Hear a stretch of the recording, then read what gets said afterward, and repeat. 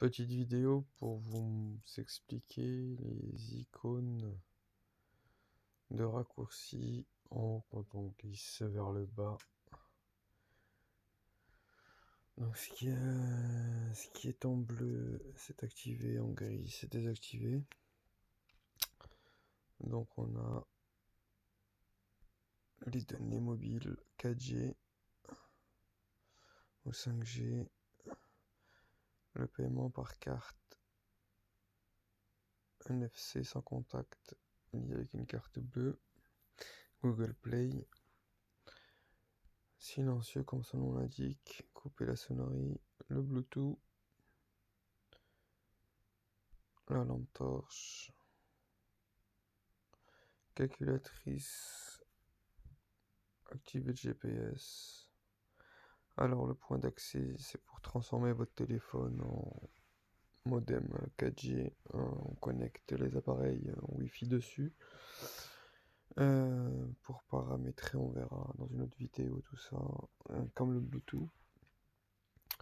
Confort des yeux, donc on filtre la couleur bleue pour au moins fatiguer la vue. Le mode avion, mode économie d'énergie en forçant l'activation. Il se met tout seul à 20% de batterie, donc ça diminue la luminosité. Donc rotation automatique de l'écran lorsqu'on pivote mode paysage ou on le bloque ou pas. Ensuite on glisse vers la droite, capture vidéo d'écran, NFC, alors Screencast.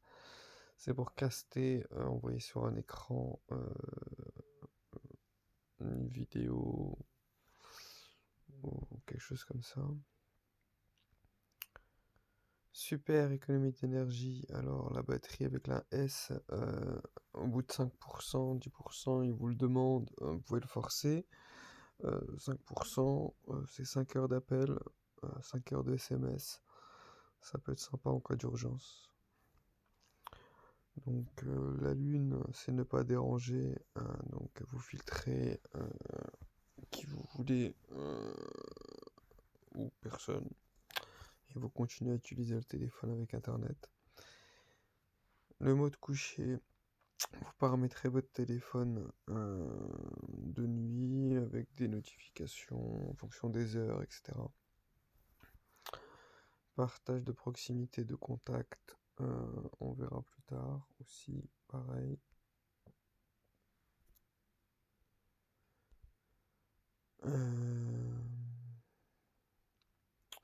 Le mode sans distraction, on verra aussi.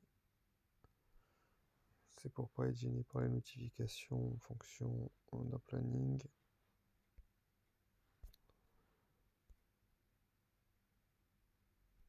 Tonalité naturelle, la colométrie. Alors le moteur, c'est Q1 Ultravision.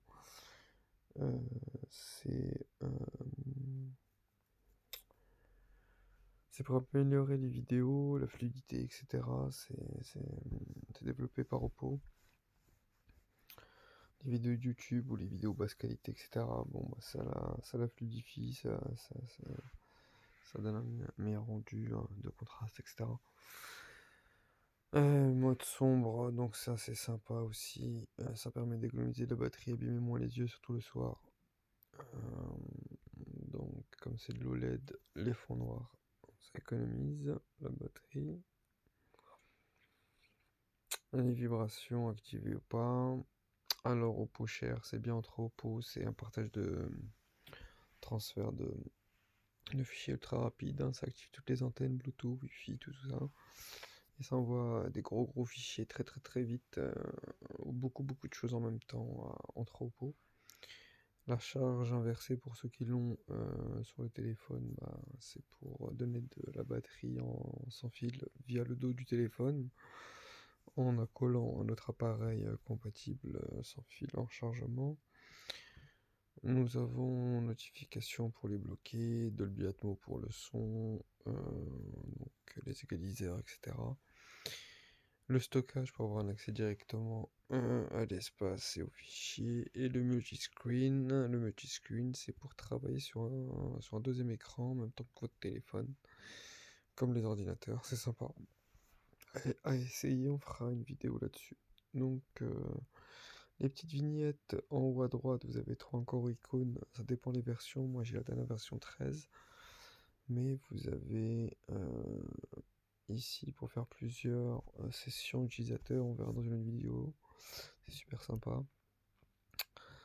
Et les trois petits points en haut à droite, c'est pour donc ajouter des tuiles. Donc ça a été changé pour la dernière version, mais dans une version ça s'appelle autrement.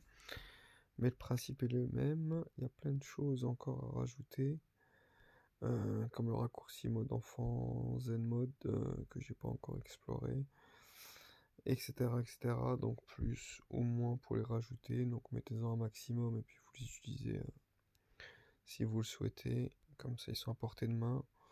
Sinon, ils risquent d'être activés en bas sans que vous le sachiez.